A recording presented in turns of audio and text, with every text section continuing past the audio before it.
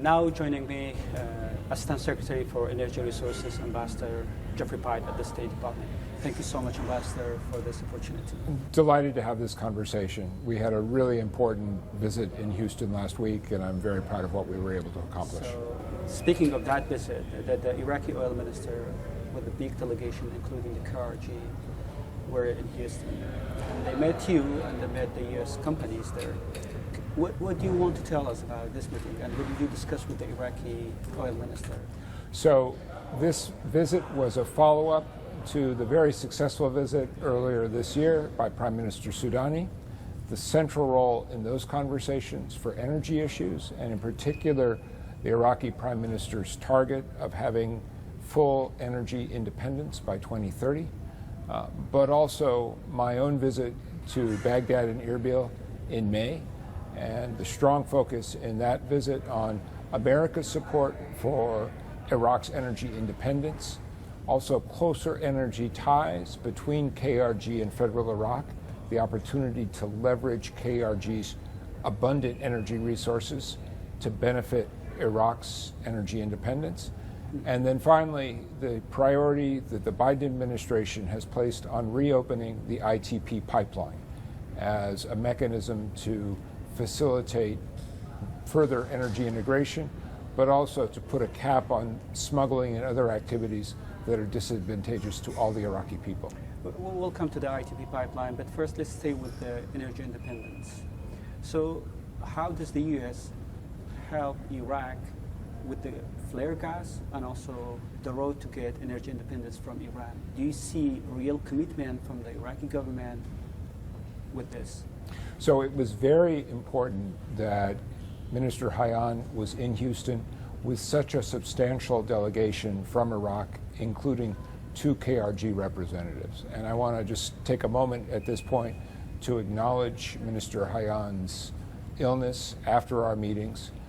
Just to say I'm very glad he was in Houston, which enjoys some of the world's absolute best medical care, and I hope he has a very speedy recovery now that his initial emergency is past. But it was important to us that Minister Hayyan was there with a very clear message in terms of the priority that Iraq is placing on attracting Western investment into some of these major oil blocks.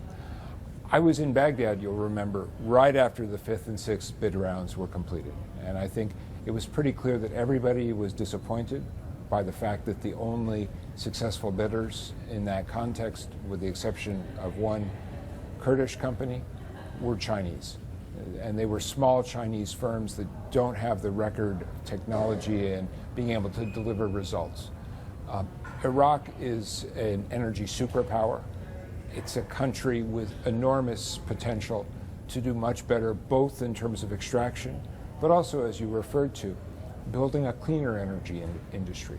So much closer attention to the abatement of fugitive gases, the ending of venting and flaring. This is what the super project of Total is meant to accomplish, and the fact that Total is working very closely with American companies, including Honeywell as their technology provider, is very important. So we want to see these projects move forward with a strong presence for Western companies, and that's why I was there in Houston. Yeah, winning the bids by Chinese companies was one of my questions. So were there any pressure on the Iraqi government to come with the initiative and doing the contracts with the U.S. company for the round 6, only the U.S. companies and Western companies? Did you pressure Iraq on that? Or? It's not really our place to put pressure on the federal Iraq government, but we want the same thing Iraq wants. We want to see the Iraqi energy economy move forward. The presentations in Houston were well prepared. I think one of the big takeaways for me was the lesson from the successful Total project, which is that our biggest companies that can mobilize significant amounts of capital are much more likely to be successful in the context of direct negotiations between the companies and the Iraqi government to understand the opportunities, to define the requirements for the Western firms, and then to deliver success for both sides. And I think that's something that we need to follow up on. I was very glad also that we had a significant presence in Houston from the U.S. Chamber of Commerce.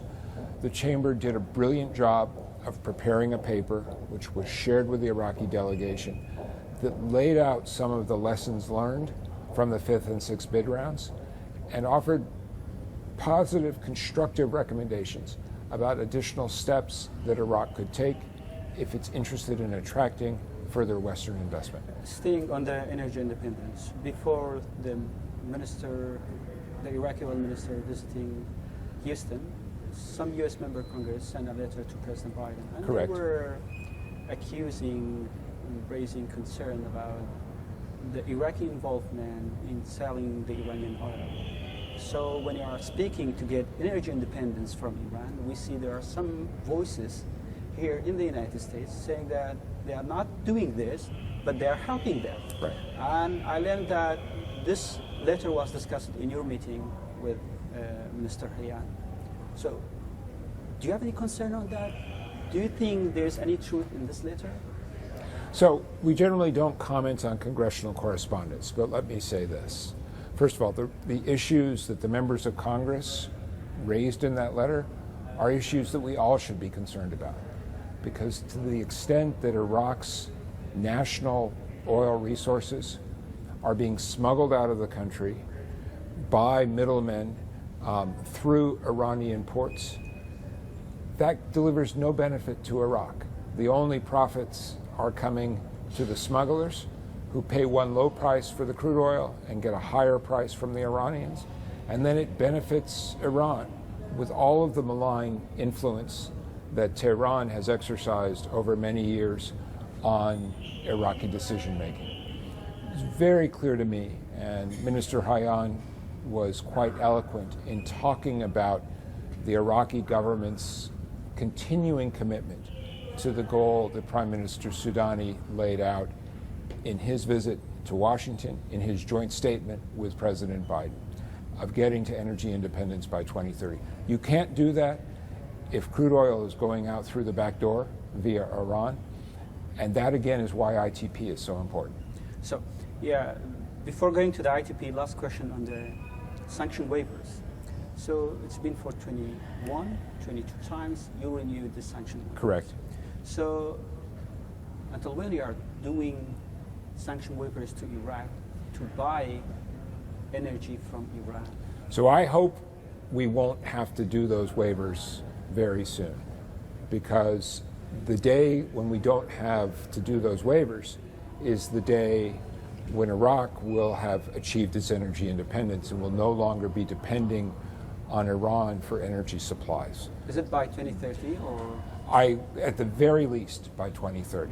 But we've been clear from the beginning, the waiver was never meant to be a permanent state of affairs. It was meant to be a transitional mechanism to facilitate Iraq's investment in additional activities, including the capturing of vented and flare gas and new production from projects like Basra Gas. And I was glad also to see the progress recently with BP on some of their activities as well.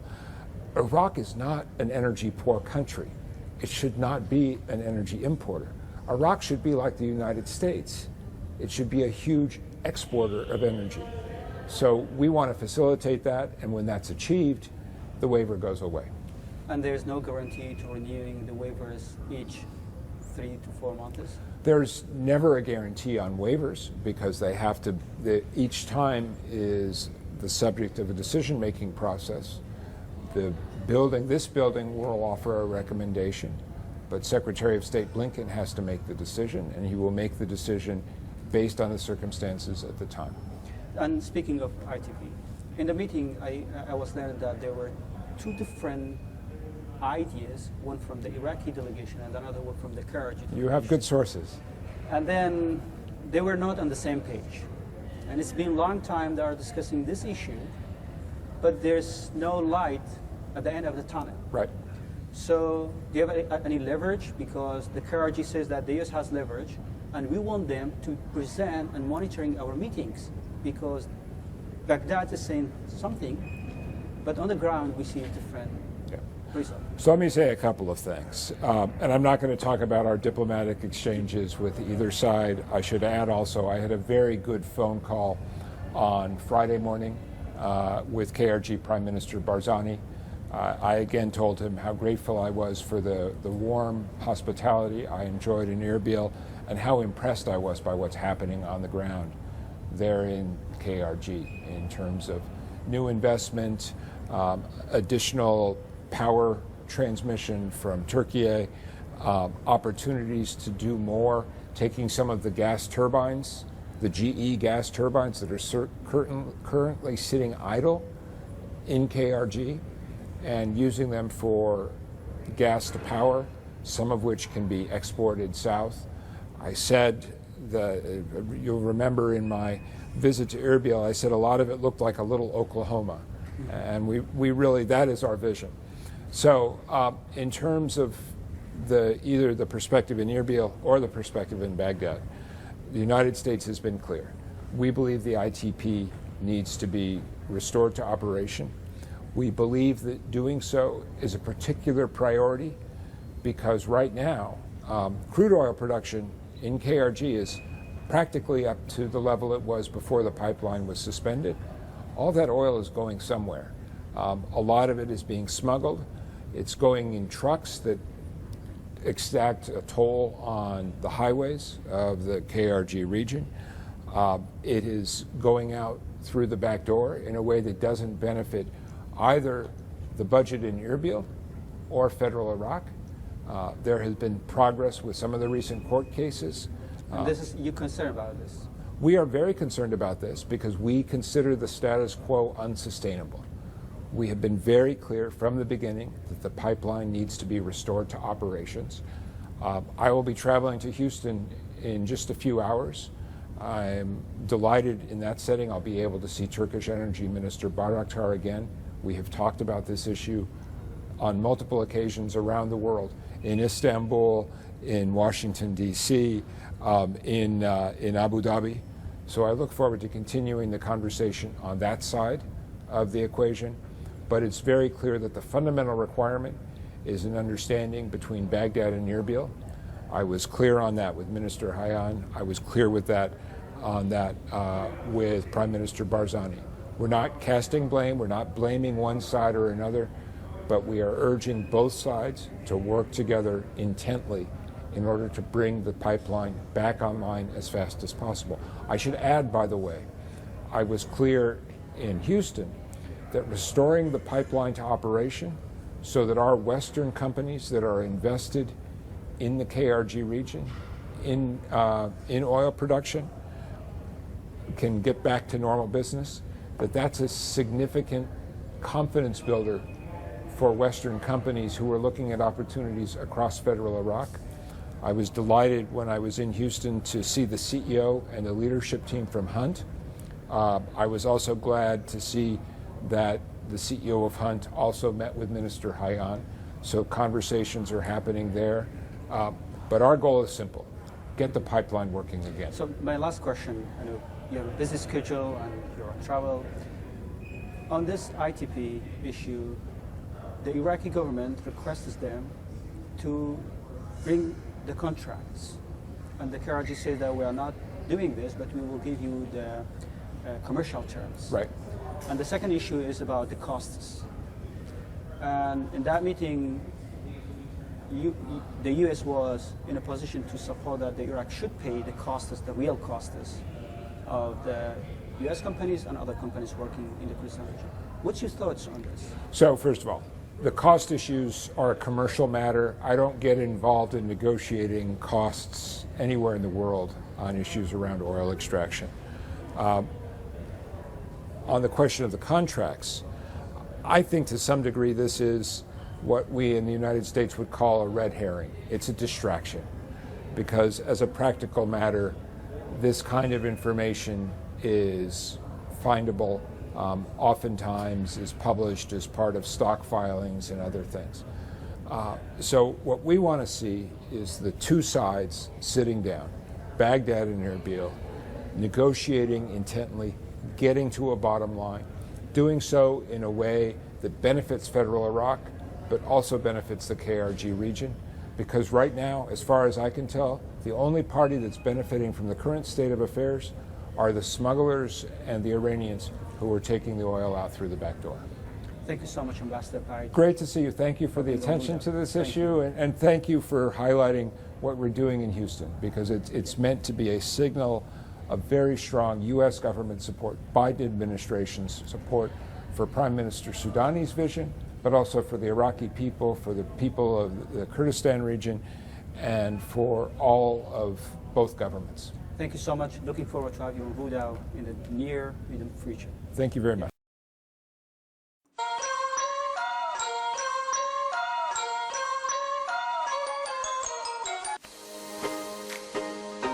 Welcome to Pimpy's Investment Chat, where we keep investment talk simple. And here's your host, Pimpy. What's going on out there, peeps? All right, it was a nice little interview, but let's see how this benefits the Iraqi people, how it benefits us, as well as this trade route, otherwise known as the Road and Rail Project. How does that help with the value of the Iraqi Dinar? Let's go ahead and get into this. I just want to give everybody a quick reminder. You can go over to Pimpy's News Network. It is free for everybody, all right? Everybody has access to the videos that are on the website. I'm going to keep it free as long as possible. Just keep in mind that it does cost money to maintain. So I would appreciate it if you can afford it when you come to sign in, that you choose one of these plans. You don't have to. Again, it's free. But this will help with the cost of the website. So if you can afford it, please choose the plan. And that money goes to maintaining the website. Before we get started, do me a favor, hit the thumbs up button. If you're not a subscriber, please do so, because when you do, it helps out the channel, and I certainly do appreciate it. If you're thinking about buying gold and silver, head on over to our friends at Miles Franklin. The link will be down below in the description. When you make your purchase, make sure you use promo code Pimpy, P-I-M-P-Y, and they'll take care of you. If you have any additional questions, you can reach us over here at this phone number or over here at this particular email. For all orders over $10,000, reach out by email and we'll make sure that you get a great deal. So come on over to Miles Franklin and add to your precious metal inventory. Good Lord, for those of you who listen to me, gold is above $2,600. Silver above $31 per ounce. It makes me think back way back in the day when I was first talking about this, where gold and silver prices were at the time. Don't be shy. Right now is a good time to buy precious metals. Give me a call at 844-874-6797. I look forward to hearing from you. Okay, so you hear during the interview, the guy talk about the ITP pipeline. So let's look into who benefits from the ITP pipeline. The government of Iraq, of course. The reopening of the Iraqi-Turkey pipeline would significantly benefit the government of Iraq by restoring a crucial revenue stream. Prior to the pipeline's closure, approximately 450,000 barrels of oil per day were exported, generating around $1 billion in monthly revenue. That's $1 billion per month. Since the halt in exports in March of 2023, Iraq has lost an estimated $20 billion in potential revenue. Additionally, reopening the pipeline would help Iraq avoid incurring penalties, approximately $240 million per month, for failing to meet contractual throughput requirements under the ITP agreement. But I mean, come on, that's additional revenue. Think about that revenue now and how that can be used towards the budget. It's not small by any stretch of the imagination. This would be a great thing. So the KRG, Kurdistan Regional Government, the KRG stands to gain substantially from the resumption of the oil exports through the ITP, as it relies heavily on oil revenues for its economy. The KRG's production capabilities would support Iraq's broader goal of increasing oil production to 6 million barrels per day by 2027. I think they might do it sooner, in my opinion. By facilitating direct sales agreements between the international oil companies and Iraq's state organization for marketing of oil, the KRG can secure payment certainty for its exports and stabilize its financial situation. International oil companies operating in the Kurdistan region would benefit from a stable and predictable environment for their operations if the ITP is reopened. These companies have invested over $10 billion in the region and are eager to resume exports without facing payment uncertainties or disruptions caused by political disagreements between Baghdad and Erbil. The local community within the Iraqi KRG would also benefit from increased economic activities resulting from resumed oil exports.